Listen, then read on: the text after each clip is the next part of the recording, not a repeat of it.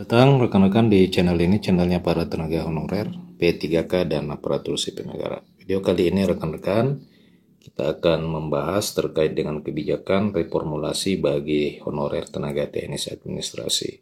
Informasi selengkapnya silakan disimak dan ditonton secara lengkap agar rekan-rekan sekalian bisa menerima informasi ini secara utuh dan menyeluruh.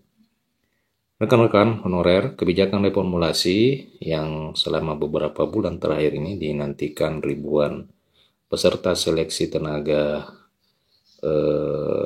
tenaga pegawai pemerintah dengan perjanjian kerja tenaga teknis administrasi akhirnya telah dikeluarkan oleh pemerintah melalui Kementerian Pendayagunaan Aparatur Negara. Namun rekan-rekan sekalian, kebijakan pemberian afirmasi dan reformulasi itu dinilai tidak adil karena tidak berpihak kepada seluruh peserta tenaga honorer, khususnya honorer teknis administrasi yang ikut tes.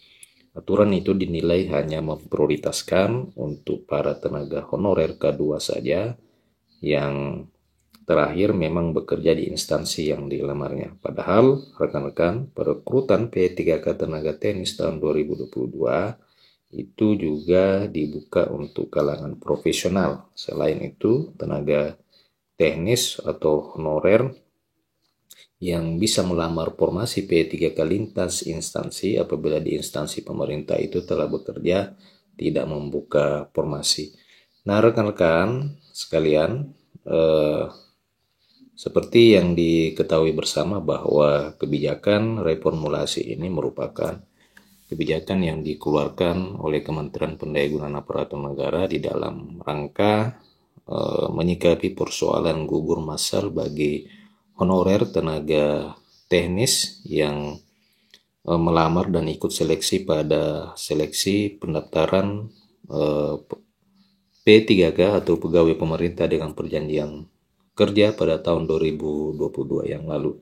Kebijakan ini diterapkan agar supaya formasi yang sebanyak 80% itu belum terisi, itu dapat segera terisi dengan melakukan perankingan pada peserta honorer teknis administrasi. Kebijakan ini seakan menjadi kebijakan pengikut dari kebijakan pemberian afirmasi kepada honorer sektor pendidikan dan sektor kesehatan.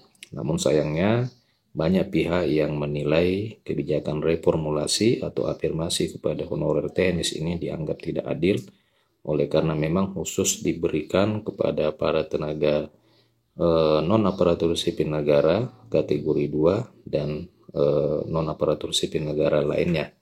Tentu setiap kebijakan dari pemerintah banyak yang melakukan pro dan kontra, akan tetapi setidaknya kebijakan ini bisa memberikan keuntungan dan bisa memberikan angin yang segar kepada para tenaga honorer teknis administrasi.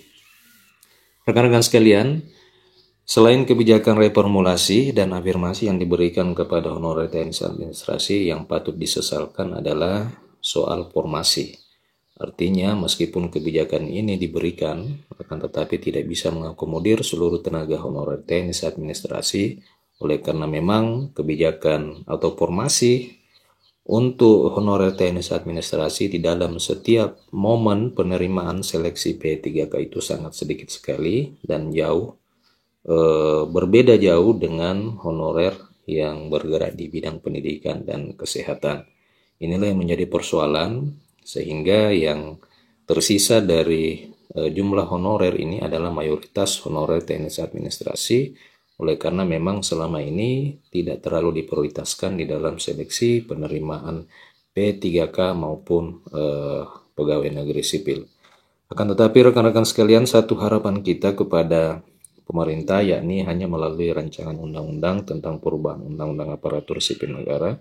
Oleh karena memang di rancangan undang-undang ini itu dianggap bisa mengakomodir dan bisa memberikan angin segar kepada honorer teknis administrasi.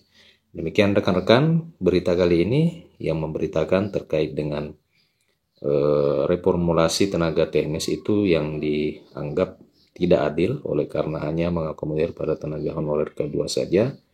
Bagaimana tanggapan rekan-rekan terhadap berita kali ini, silakan tuliskan komentar rekan-rekan di video kolom komentar video ini. Terima kasih rekan-rekan, demikian video ini. Terima kasih telah menyaksikan. Sampai jumpa di video berikutnya.